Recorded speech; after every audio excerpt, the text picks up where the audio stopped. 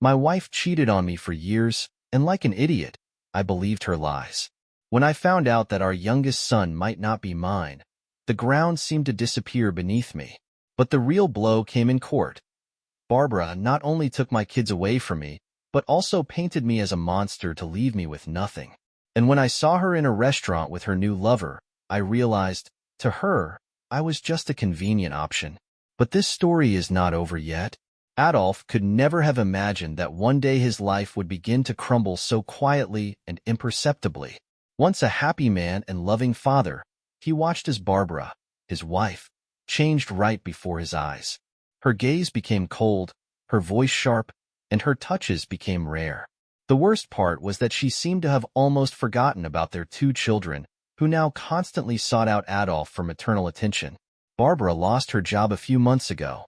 She told him that her boss had been fired after a scandal because he made inappropriate comments and suggestions. At first, Adolf admired her principled stance, but now it seemed like just a cover for what was really going on. One morning, Adolf woke up to the scent of men's perfume coming from Barbara. He said nothing, but a sense of unease settled in his heart. With each passing day, the feeling grew stronger. Barbara was leaving the house more and more, and her excuses became less convincing. "Adolf, I met up with a friend," she said one evening when she returned late. Her face looked exhausted, but not from work or dealing with the kids. It was a different kind of exhaustion that Adolf couldn't understand. "What friend?" he asked, not looking away. "Linda. You don't know her." It was a lie. Adolf felt it deep in his soul. But what could he do? How could he prove that Barbara was hiding something? He decided to be patient and start observing more carefully. That same evening, when Barbara went to the bathroom, Adolf rummaged through her bag. He found a note with a name and phone number. Though the name was unfamiliar, his heart tightened with a premonition. This is just the beginning, he thought, and for the first time in many months, he decided to take action. Adolf couldn't shake the note he had found from his mind. The man's name and phone number were too suspicious, but he lacked the confidence to immediately voice his doubts to Barbara. He decided to wait because he needed proof. This was no longer just a feeling of unease. He had to know the truth, even if it destroyed his world. The next morning, Barbara acted as usual, making breakfast for the kids, barely paying attention to Adolf. Her indifference hurt, but he kept his emotions in check, afraid of revealing his suspicions. She announced that she had to go out for a few hours to take care of some things, and quickly disappeared through the door. Adolf realized this was his chance. He got into his old car and followed Barbara. She didn't even notice she was being followed, absorbed in a phone conversation. Her route led to an office where she had worked before being fired. "What is she doing here?" "I thought she was fired," Adolf thought as he parked his car away from the entrance. He saw Barbara stop by the door and start talking to a man who looked too familiar. It was her former boss, the same one she claimed had harassed her. But it looked entirely different. They were laughing, and her hand rested on his shoulder. Adolf felt the ground slip from under him. He was ready to believe any excuse, but this scene left no room for doubt. He decided to wait until they parted ways. When Barbara entered the building, Adolf moved closer to see if the man would leave. But he stayed waiting. At home, Barbara returned with the same indifference as always. Adolf tried not to show his feelings, though it was difficult. He was consumed by anger, pain, and despair. He decided he could no longer just wait. He needed a clear plan. The next day, he took the kids to his mother, explaining that Barbara had a lot to do and needed peace and quiet. His mother agreed without asking any questions, though she looked at him suspiciously. "Now I can find out the whole truth," Adolf told himself. That evening, when Barbara said she needed to go out again, Adolf decided not to follow her. Instead, he left a hidden camera at home that he had found in the attic. He set it up to record everything happening in the living room. When Barbara came home late that night, Adolf was already in bed, pretending to sleep. The next morning, when she went to the bathroom, he reviewed the footage. The video showed her bringing the same man home. They talked, then laughed, and a few minutes later, Barbara leaned in toward him, and they kissed. Adolf stopped the video, unable to watch anymore. His world shattered into pieces. In the evening, he gathered his strength to talk to Barbara. "We need to talk," he began, trying to stay calm. Barbara just shrugged. About what? About him, Adolf said, pulling out his phone with the video. Her face changed. For the first time in a long while, she looked not confident, but scared. It's not what you think, she started to justify herself. Then tell me what it is, he responded calmly. Barbara fell silent. Her eyes darted around, searching for an escape, but she couldn't say anything. I want to know the truth, his voice was firm. She exhaled and finally confessed. It's my ex-boss. We were seeing each other. Seeing each other? His voice trembled. And this is still going on? She nodded, lowering her head. Adolf couldn't believe what he was hearing. His hand gripped the phone so tightly his fingers turned white. What about our kids? What about me? He asked, unable to hold back his emotions. Barbara couldn't answer. Adolf left the house that same evening. He went to his mother's place, where the children were. That night, he spent a long time thinking, trying to figure out what to do next. Stay with Barbara for the sake of the kids, or start a new life. The choice seemed impossible, but Adolf knew one thing. He would no longer live in lies. Adolf sat on the old couch in his mother's house. The children were peacefully sleeping in the next room, and he stared at the dark TV screen, trying to gather his thoughts. The feeling of betrayal pressed on his chest like a stone. Where to go next? How could he explain to the kids that their mom, whom they adored, had destroyed their family? Every option seemed catastrophic. Leaving Barbara meant depriving the children of a full family. But staying with her, knowing about her betrayal, was like losing his own dignity. The next morning, Adolf decided to go back home to talk to Barbara and try to find a way out. He knew he had to stay as calm and thoughtful as possible in this matter. When he crossed the threshold of their home, Barbara was sitting in the kitchen with a cup of coffee. Her face looked tired, and her eyes avoided his gaze. "You've come back," she said softly, not raising her head. "We need to talk," Adolf replied briefly. She nodded and gestured for him to sit down. "I can't keep doing this, Barbara.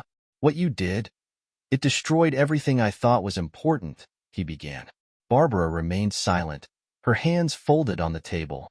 Her silence was oppressive, but Adolf needed to speak his mind. "I want to know one thing. Why? What made you do this?" His voice was filled with a mix of pain and anger. Barbara finally raised her head. "It started by accident," she said. "I was disappointed. We could barely make ends meet. I lost my job, and we were constantly fighting. He supported me when you couldn't." Adolf shuddered at her words. "I couldn't support you? Barbara, I did everything I could to provide for our family. But it wasn't enough," she snapped, finally looking him in the eye for the first time. "I felt like I was drowning, and he was the only one who helped me stay afloat." "The cost of your help was our family," Adolf said bitterly. A long pause followed. Finally, Barbara exhaled and said, "I know I made a mistake, but I don't want to lose you and the kids." These words confused Adolf even more. He couldn't tell if there was sincerity in her words, or if it was just an attempt to avoid the consequences. He decided to take a break. "I need some time," he said, standing up. Barbara didn't object.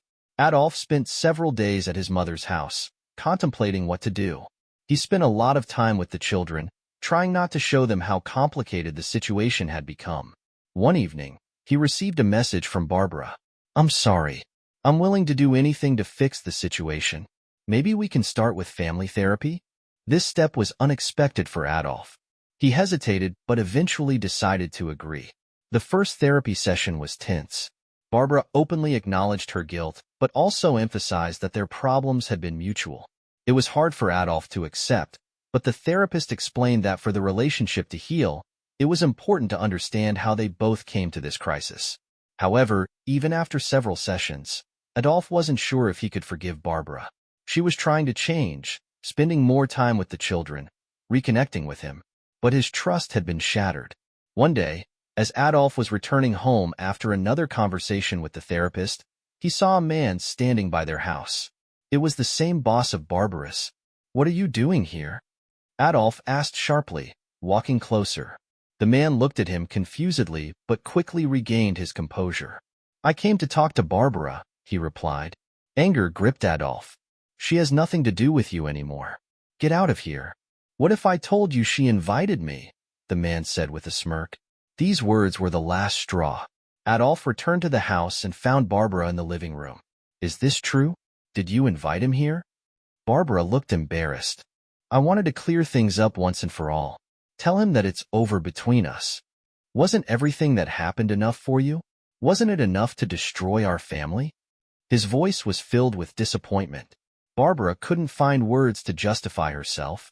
That evening, Adolf realized that his patience had run out. He could no longer live in constant tension and doubt. I can't do this anymore, he said to Barbara. I tried to save us, but trust is broken. This is no longer a family. Her eyes filled with tears, but she didn't argue. Adolf decided it was time to start a new life. He left the house for Barbara, taking only what he needed, and moved to his mother's house with the children. It was hard for him, but he felt he had made the right choice. Now he had the chance to create a stable and healthy environment for his children, even if it meant breaking up with their mother. Adolf stood at the threshold of the new house, holding the children's hands. His face was filled with determination. He no longer felt like a victim of circumstances. Now he knew he could build a new life, even after such a difficult trial. Adolf couldn't forget the moment when he noticed the unusual scent of perfume on Barbara's clothes.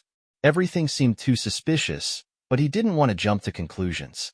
The children, whom he had taken to his mother's, didn't notice anything and seemed happy. But Adolf knew something was changing in their family, and these changes frightened him. One evening, when Barbara returned home later than usual, she looked tired, but her eyes had a strange gleam. Adolf noticed how she discreetly hid her phone in her purse as she entered the room. He pretended not to see but decided to take action. The next day, Adolf reached out to his old friend Thomas, who worked at a local detective agency. Thomas was a master of his craft and immediately agreed to help. He gave Adolf a small tracker that could be discreetly attached to a bag or car. If your suspicion is correct, we'll figure it out quickly, Thomas said. Adolf began acting cautiously. He secretly attached the tracker to Barbara's bag and started monitoring her movements through his phone. At first, nothing unusual happened. She went to the supermarket, met with friends, and then returned home. But after a few days, he noticed something unusual. Her route ended at an address that turned out to be a luxury hotel. Adolf decided not to act immediately. He gathered his courage and waited until Barbara returned home. She looked tired again, but this time, she didn't even try to hide her phone. Adolf asked her how her day went, and she replied that she had spent a lot of time at the mall. The next day, he decided to visit the hotel himself. Approaching the reception desk, Adolf asked if Barbara had been registered there. But the staff refused to provide him with information, citing client confidentiality. Suddenly, he noticed a familiar face. It was Mark, Barbara's former colleague, the one she had mentioned when she lost her job. Mark was standing at the bar, casually sipping whiskey. Adolf decided to approach him. Mark? Long time no see. What are you doing here? Mark was surprised to see Adolf. His smile vanished, and he started looking tense. Adolf? Hey, just relaxing. What are you doing here? Adolf realized that Mark was hiding something, but decided not to press. He pretended it was just a coincidence and left. Thousands of questions were spinning in his head. Why was Mark at this hotel? Could he be the one Barbara was spending time with? Returning home, Adolf noticed Barbara talking on the phone in another room.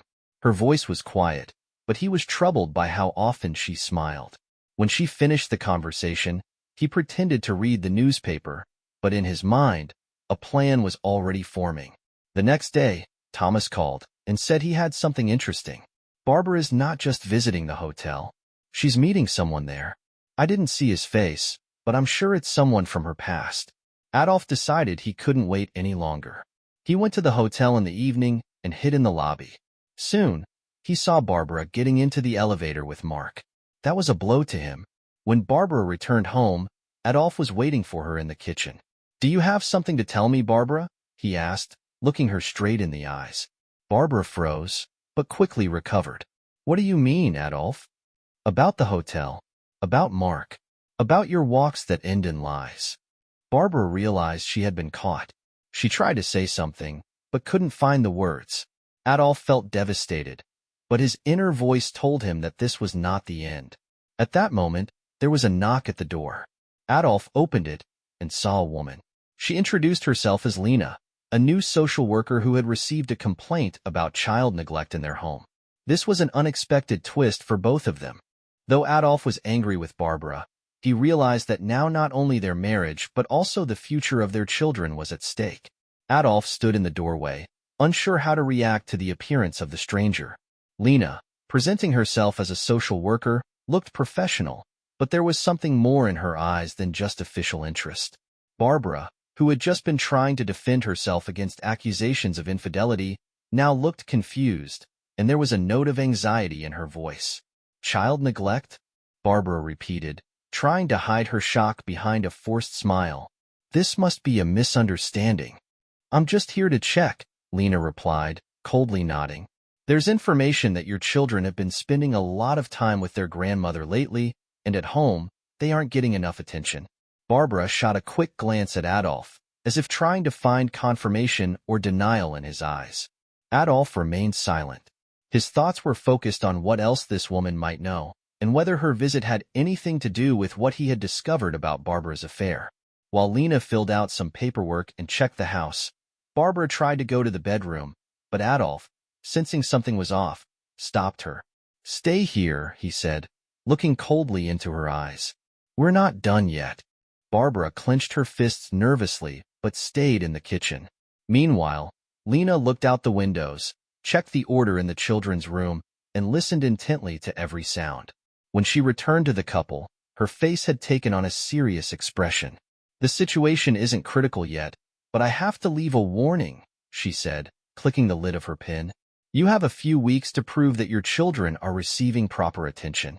When Lena left, an intense silence filled the room.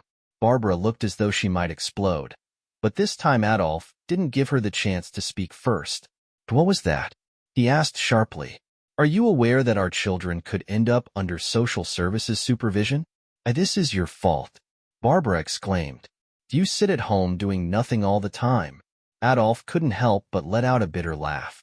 "Joe, really? I'm the one doing nothing? And who's cheating on her husband in hotels with former colleagues?" Barbara froze, as though those words struck her, but she quickly regained her composure.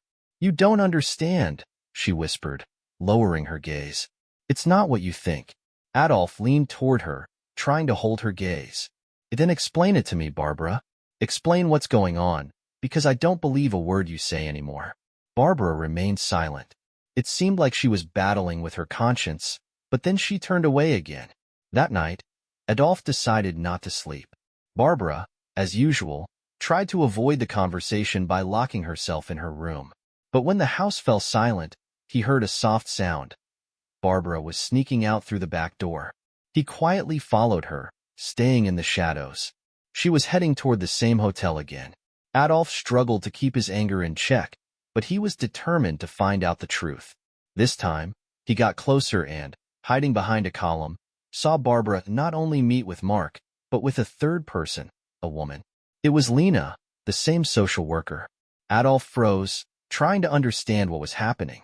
Lena handed Barbara an envelope, after which all three of them entered the elevator. The next morning, Adolf pretended that nothing had happened, but inside he was boiling with suspicion. He reached out to Thomas to help him learn more about Lena. A few days later, Thomas called with news. "Lena doesn't work for social services," he said. "She's a private consultant who specializes in helping with divorces." Adolf couldn't believe his ears. "What does that mean?" "It means that Barbara might be preparing to leave you," Thomas explained. "And she's clearly hired professionals to help her prepare for court." This revelation was another blow to Adolf. His suspicions had turned into deep concern, but now he understood he had to act fast to protect himself and his children. He decided to find Lena and get the truth straight from her. Meeting her outside her office, Adolf got straight to the point. "I know who you really are," he said, "and I know you're working with Barbara." Lena initially looked shocked, but quickly regained her composure. "Sorry, but I can't discuss my clients," she said. "This is my family," Adolf insisted, "and I have the right to know what's going on." After a few minutes of tense conversation, Lena finally confessed. Your wife wants a divorce, she said. But that's not all. She plans to use your financial instability as a reason to gain full custody of the children. These words were the last straw. Adolf realized he could no longer sit idly by. He began preparing for a battle to protect his rights, but deep down, he still hoped to find a way to save his family. However, now he understood that Barbara was playing her own game, and her ultimate goals might be far different from what he had imagined. Adolf stood in the dimly lit room, looking at the documents in his hands. It was an official notice from Barbara's lawyer. She had filed for divorce and demanded full custody of the children. He felt a surge of anger inside, but at the same time, a cold calm. Barbara was playing dirty, but she didn't know he was already one step ahead. After speaking with Thomas, Adolf realized he couldn't just sit back. He found a good lawyer he trusted. The lawyer immediately explained the situation was complex, but not hopeless. If Barbara wanted full custody, she had to prove that Adolf was a bad father. She could falsify evidence, warn the lawyer, set up situations that make you look bad. But if you're ready to fight, I'll help you. Adolf was ready. He went home, though he was boiling inside. Barbara was sitting on the couch as if nothing had happened. Do you really want to go through this? He asked, throwing the documents on the table. Barbara didn't even flinch. I'm doing what's right for the kids. For the kids? Adolf laughed, but his eyes were cold. Or for yourself. She pursed her lips. I'm not going to argue. The court will decide. He looked at her and realized she wasn't even trying to lie anymore. This wasn't about feelings, betrayal, or even guilt. She had simply decided to remove him from her life in a way that suited her. The next few weeks felt like a game of chess. Barbara tried to set him up, and he anticipated her moves. One day, social services showed up at their house again. They had received an anonymous complaint. Apparently, Adolf was aggressive, and the kids were afraid of him. Are you joking? He asked when one of the workers asked him this question. We need to check. The worker replied dryly. Adolf invited them into the house, showed them the children's rooms, and told them how he spent time with them. They found nothing suspicious. But before leaving, one of the workers said, You realize someone is working against you, right?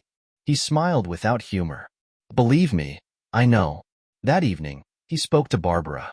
Did you file the complaint? She put on an innocent face. Don't be paranoid. His fists clenched, but he kept himself in check. You can set me up as much as you want, but the kids will stay with me. Barbara just shrugged. We'll see. Everything changed a few days later. Thomas called him late in the evening. I've got something for you. They met in his car. Thomas handed him a flash drive. What's this? Recordings. Barbara doesn't just want a divorce. She's working with Mark, and he's helping her prepare fake evidence against you. Adolf felt a chill inside him. What kind of evidence? They're planning to film you allegedly yelling at the kids or pushing them. They want to set you up on camera. He was silent. Then he asked, Can you find more? Thomas smiled. Already found some. The next day, Adolf acted as usual. He made breakfast, kissed the kids on the forehead, and even exchanged a few words with Barbara. She had no idea he already knew everything. Later, he said he was going on business, but in reality, he was following her. Barbara went to a hotel where she met Mark. They sat at the bar and then went to her room. 2 hours later, she returned home and immediately approached the kids. How are you, my dears? She asked in a soft voice. Adolf watched this in silence. He knew what she was about to do. A few minutes later, she started an argument. Why are you acting so cold? She asked sharply. Because I know the truth, he replied. Barbara frowned. What truth? He slowly pulled out his phone and turned on the recording. It was Mark's voice. Does he suspect anything? No, he's a complete fool. I'll get the kids, and he'll end up with nothing. Barbara went pale. Where did you get this? Doesn't matter, he said, his voice cold. But now you'll get neither the kids nor my trust. She tried to say something, but he continued. Now, please pack your things and leave. Barbara looked at him with hatred. You'll regret this. Adolf smiled. Maybe, but not as much as you. He knew this battle wasn't over, but he was ready for anything. Adolf sat in the car, staring at the phone screen. His hands were trembling, and his heart pounded as if it wanted to break free from his chest. In front of him was a folder with evidence Thomas had gathered over the past weeks. Photos, messages, even videos. Everything pointed to one thing. Barbara had been cheating on him, not just with Mark. It had been going on for years. He returned home late in the evening. Barbara was in the kitchen, as if waiting for him. "Where have you been?" she asked coldly. He looked at her. There was no anger in his gaze anymore, only disappointment. "Let's not play these games, Barbara. I know everything." She didn't flinch. "What exactly do you know?" He took out his phone and placed it in front of her. On the screen was a photo, Barbara in the arms of some man. The date was 5 years ago. She went pale. This is an old story," she whispered. "It doesn't matter." "It does," he replied. "You were pregnant with our second son then." Her lips pressed into a thin line. "So what are you going to do?" she asked. He stepped back, clenching his fists. "I want to understand why. Why did you keep doing this for years?" Barbara remained silent for a long time, then sighed. "You know why. You never earned much. I wanted stability." "You were with him for the money?" His voice trembled. She shrugged. "At first, yes. And then it became a habit." He gasped. "And our children?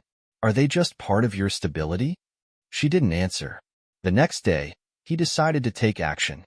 He went to the lawyer and laid out all the facts. "I want to do everything I can to make sure the kids stay with me." The lawyer went through the documents and nodded.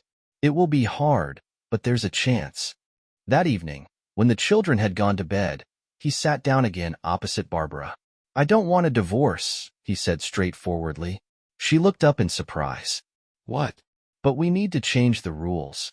Her eyes narrowed. "What rules?" He crossed his arms over his chest. "First, you stop seeing Mark and anyone else.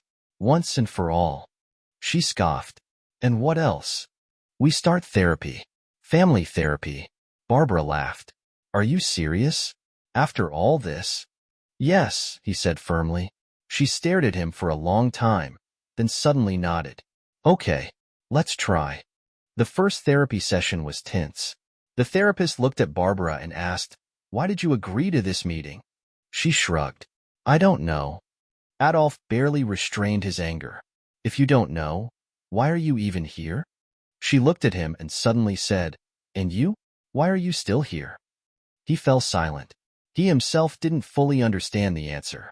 But then he thought of his children. "Because I don't want them growing up in a broken family." Barbara bit her lip but said nothing. A month later, things were still tense. Barbara was distant, but at least she no longer lied. One day, he noticed her standing by the window, holding her phone. "Who were you talking to?" he asked. "To my mom," she replied. But he knew she was lying. He looked at her for a long time, then said, "If you really want to fix this, stop lying." Barbara lowered her head. For the first time in a long while, she looked confused. One day, she suddenly said, "I fired the lawyer." He looked up at her. "Why?" She was silent for a long time, then whispered, "Because I don't want to lose the kids." He could see she was finally starting to realize something. But was it enough? He didn't know. But he was willing to give her another chance. Adolf sat in the park, watching the children play on the playground. The sun was slowly setting behind the horizon, but his thoughts were far from this peaceful scene. He checked his phone and saw a message from Thomas. "I have something important. This changes everything." His heart skipped a beat. What else could he find out? When he arrived at the cafe, Thomas was already waiting. There was an envelope in front of him. Adolf sat down and silently took it. He opened it. Inside were photos. His gaze lingered on one picture, Barbara and a man. But not Mark. It was a completely different man. "Who is this?" Adolf asked, feeling his voice tremble. "Look closer," Thomas said. This photo was taken 10 years ago.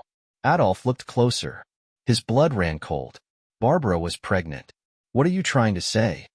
Thomas sighed. "Your youngest son might not be yours." The ground seemed to disappear beneath him. Adolf closed his eyes, trying to steady himself. "I found this man," Thomas continued. "His name is Richard. They were seeing each other while Barbara was already married to you. He didn't know about the child." Adolf leaned back in his chair, trying to process what he had heard. He loved his children more than anything. But now doubts were eating away at him from the inside. I need to know the truth, he whispered. That evening, he couldn't look at Barbara without disgust. She noticed. What's wrong? She asked. Nothing, he replied curtly. I can see something's wrong. What if I told you I know about Richard? She paled. You? What do you mean? Adolf took out the photo and placed it in front of her. Barbara didn't move. Do you want to tell me something? She lowered her eyes. It was a long time ago. You cheated on me before you even had the child? She was silent. Is he my son? Barbara closed her eyes and exhaled. I don't know. Pain pierced his heart. How could you? It was a mistake. I didn't want it to turn out like this. He stood up. I need a DNA test. She abruptly raised her head. It won't change anything. It will for me. A week later, he got the results. He held the paper in his hands, which could change his life forever. He slowly opened the envelope. He read and couldn't believe it. His youngest son wasn't his son. The world around him collapsed. He didn't know what to do. Barbara was waiting for him at home. So, she asked. He threw the results at her. How could you hide this? She sat down on the chair, covering her face with her hands. I didn't know. I was scared. Scared? Of what? That I would find out you cheated on me even earlier? That you used me to cover your lies? She raised her eyes. But you love him. I love the child I thought was mine. And you? Did you ever really love me? She didn't answer. For a few days, he didn't speak to her. He looked at the boy and didn't know what to feel. But then he realized he wasn't to blame for any of this. He was a child who knew nothing. One evening, Barbara approached him. Are you still going to be his father? Adolf was silent for a long time. For him, yes. For you, no. She sobbed. Is this the end? You created him. I just accepted the truth. Barbara cried. But Adolf no longer felt any pity. He had made his choice, and now he had to move on. Adolf sat in the courtroom, gripping the armrests so tightly that his fingers turned white. The judge had just announced the decision. The children would stay with their mother. His heart sank into an abyss. He looked up and met Barbara's cold, triumphant gaze. She didn't even try to hide her smug smile. Everything he had built, everything he had fought for, was destroyed with one strike of the judge's gavel. He couldn't understand how this had happened. He had proof of the affair, proof of her manipulations, even suspicions about Mark's dirty play and her lawyer. But the judge ruled against him. Barbara claimed that Adolf was unstable, that he had intimidated her, that he had anger issues. He was painted as the aggressor, while she was portrayed as the caring mother who only wanted to protect the children. He left the courtroom, feeling the world crumble around him. Thomas was waiting for him by the entrance. I'm sorry, buddy, he said quietly. Adolf shook his head. This can't be true. She can't get them, but she did. He stopped suddenly. I won't give up. I'll fight. Thomas sighed. You've already lost, Adolf. When he returned home, he found no children's things in the apartment. Barbara had already taken everything, even their photos. The house felt empty, just like his life. He sank into the chair, staring at the ceiling.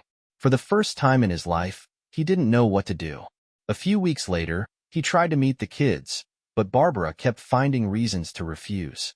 Either they were sick, busy, or she didn't want to traumatize them with a meeting with him. He only saw them through the phone screen when she allowed brief video calls. And even then, under her watchful eye. One evening, he got a message. From Thomas. You have to see this. She's doing it again. Adolf didn't want to know, but he couldn't not know. He went to the restaurant Thomas had pointed out to him, sat at a distant table. Barbara was there, but not with Mark. She was sitting with another man, touching his hand, laughing. She had already found someone new. Something broke inside him. He stood up and left without even approaching them. He had nothing left to say. He had lost everything. The kids, the family, his life. And she continued living as if nothing had happened. The next morning, he looked at himself in the mirror and didn't recognize the man before him. He was a man who had lost everything. But even in this darkness, he knew one thing. He would never again allow himself to trust Barbara. He would never again be the naive man who could be used and discarded. But now what? How to go on when you have nothing left? Did Adolf suspect that Barbara had been cheating on him even before their youngest son was born, or was it a complete shock to him?